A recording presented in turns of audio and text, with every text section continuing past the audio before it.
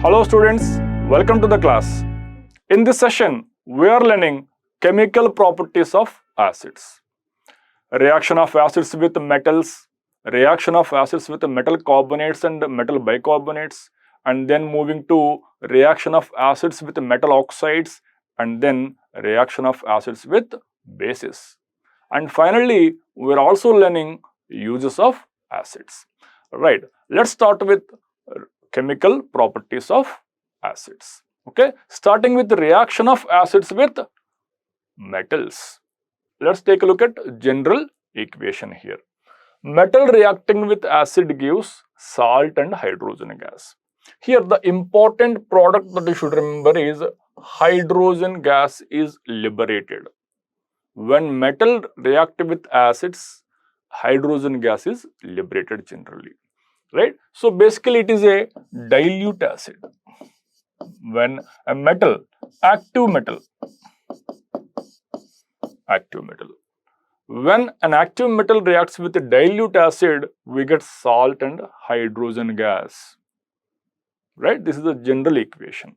Right? Now let's take a look at one example to understand it better. Right? We are considering one active metal called zinc. Right? So it is more reactive than hydrogen. When you refer activity series of metals, you will find zinc is placed above hydrogen in the activity series of metals. So zinc is considered to be active metal, and zinc can displace hydrogen from sulfuric acid so that hydrogen gas is liberated. And along with that, we get a salt, zinc sulfate salt is obtained. So basically we get a salt and hydrogen gas. Salt and hydrogen gas. Right? So when an active metal reacting with dilute acid gives salt and hydrogen gas. Okay, here is one example. Right? But the metal has to be active metal. Okay? Right. Now, moving to nitric acid with metals. So here nitric acid behaves differently with metals. We are learning reaction of acids with metals. Right? But here nitric acid behaves differently with metals. Okay? We generally get, if any acid react with metal, we generally get hydrogen gas. But here nitric acid with metals, it doesn't give hydrogen gas. Let's see why. See, zinc, an active metal, reacting with nitric acid, concentrated nitric acid. We are now considering concentrated nitric acid. Okay, so this concentrated nitric acid is a strong oxidizing agent. What is the nature? It is strong oxidizing agent. So that is the reason it behaves differently with metals. So initially hydrogen gas is liberated initially, but what will happen is this nitric acid provides oxygen. It provides oxygen to hydrogen so that hydrogen now get converted into water. So this is what we get. Finally, what is the product that we get here? Water. Of course, along with any oxide of nitrogen and a salt. But you need to remember here, nitric acid with metals doesn't give hydrogen. This hydrogen get converted into water finally. We get water. Because nitric acid is a strong oxidizing agent, so it provides oxygen to the hydrogen liberated and get converted into water. This is one thing to remember. And one more thing is, when nitric acid react with metals, we get oxides of nitrogen. We get oxides of nitrogen. So when you use concentrated nitric acid, we get nitrogen dioxide. Okay, when you use concentrated nitric acid, you get nitrogen dioxide. Whereas if you take dilute nitric acid, with the same metal, active metal zinc, we get another oxide of nitrogen, which is nitrous oxide. Nitrous oxide. And as I mentioned earlier, we get water but not hydrogen, because it also acts as oxidizing agent, right? And if you take very dilute nitric acid, with an active metal, you get nitric oxide. NO. So basically you get any oxide of nitrogen you will get. If you take the concentrated one, you will get nitrogen dioxide. If you take dilute one, you will get nitrous oxide, which is called as laughing gas. And if you take very dilute nitric acid here with metals, give nitrogen monoxide, NO, or nitric oxide. And one more important thing is that you don't get hydrogen gas. We don't get hydrogen gas. Instead, we get water when nitric acid reacts with active metals. But there is one exceptional case, okay, where nitric acid reacting with magnesium and manganese, it gives hydrogen gas.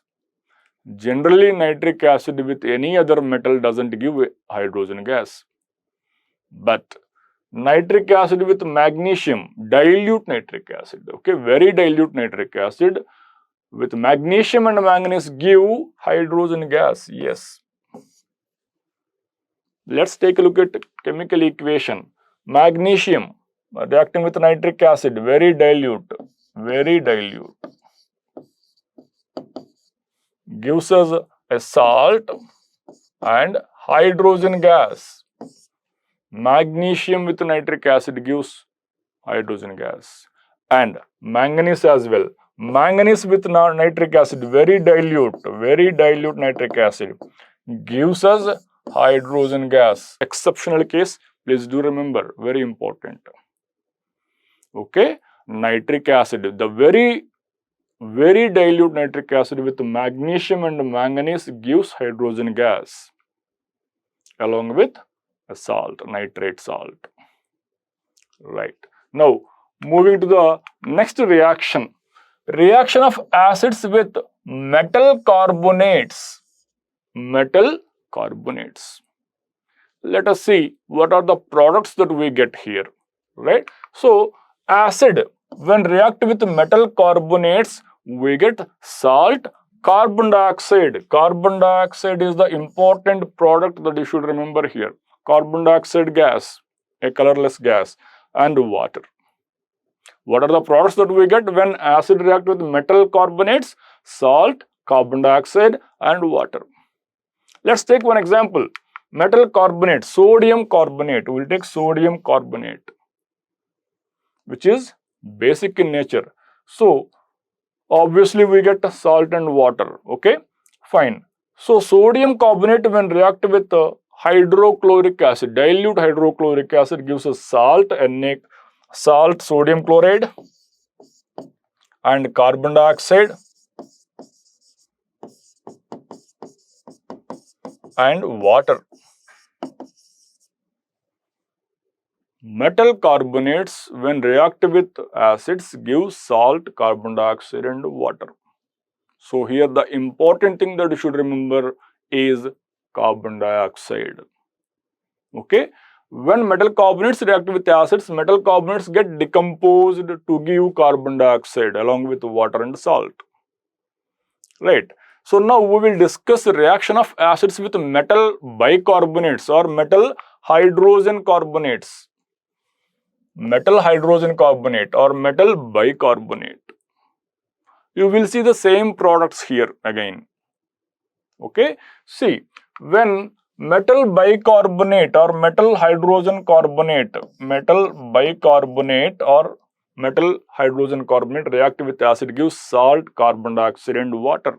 Same products. Okay. Let's take a look at one example. Metal bicarbonate, sodium bicarbonate reacting with hydrochloric acid, giving us salt, carbon dioxide and water. Carbon dioxide, very important to remember, carbon dioxide. Okay. So if I ask you, what is the gas released when acid reacts with metal carbonate or metal bicarbonate? Then you should say it is carbon dioxide. Now let's take a look at reaction of lime water with carbon dioxide. Very interesting here, very important. Okay, let's see. So lime water, we know calcium hydroxide. When you pass carbon dioxide through lime water, when limited amount of carbon dioxide is passed through lime water, then this lime water turns milky. So what do we notice here? Lime water turns to milky. What is the reason here? The reason is formation of calcium carbonate. Formation of calcium carbonate. That's the reason it turns milky and it forms precipitate, white precipitate. Right? But when you pass excess of carbon dioxide through this solution, then this milky precipitate, white color precipitate will get disappeared and it will now look like a clear solution. No precipitate now, soluble. It will now soluble salt is formed. A clear soluble salt is formed. Okay, which is calcium hydrogen carbonate or calcium bicarbonate, which is colorless, clear. So the precipitate is now soluble. The precipitate is now soluble when excess of carbon dioxide is passed through it. Right? So the product formed here is calcium bicarbonate or calcium hydrogen carbonate, which is colorless. Clear solution is formed. Okay, this is very important reaction to remember. Right. Now moving to one more chemical reaction of acids. Reaction of acids with bases is very familiar one. Okay, neutralization. What do we expect here? Neutralization is expected. Salt and water are formed. When acid react with base, gives us salt and water, neutralization takes place. One example, hydrochloric acid, dilute hydrochloric acid reacting with dilute potassium hydroxide, giving us potassium chloride and water, basically salt and water. Salt and water are formed. Acid reacting with base, giving us salt and water, neutralization takes place. This is another chemical property of acids. Right. Now, moving to one more chemical reaction of acids now. Reaction of acids with metal oxides. We know metal oxides are basic in nature. Generally metal oxides are basic in nature.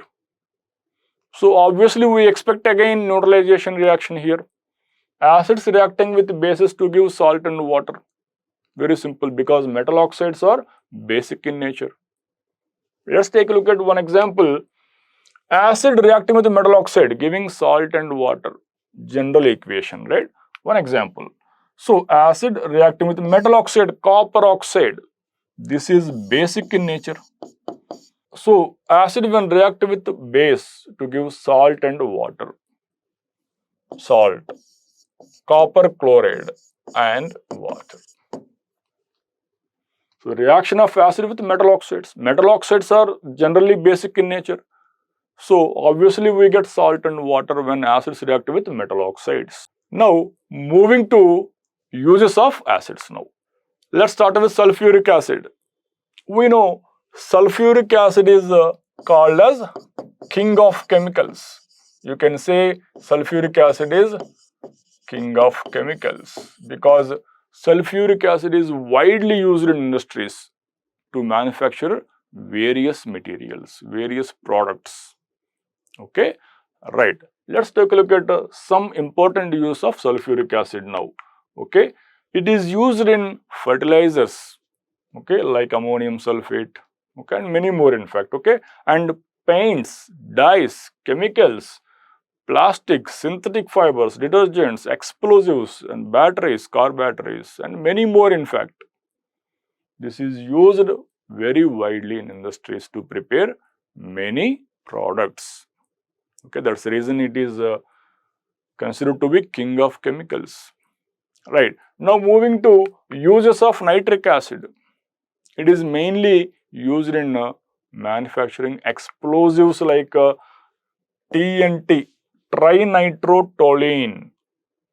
TNT stands for trinitrotoluene, explosives, okay, and it is also used in fertilizers, dyes and plastics, right? And then moving to hydrochloric acid, it is used in textile industries, right, food and leather industries, okay. These are the few important uses of acids: sulfuric acid, nitric acid, and hydrochloric acid. So what did we discuss in this session so far?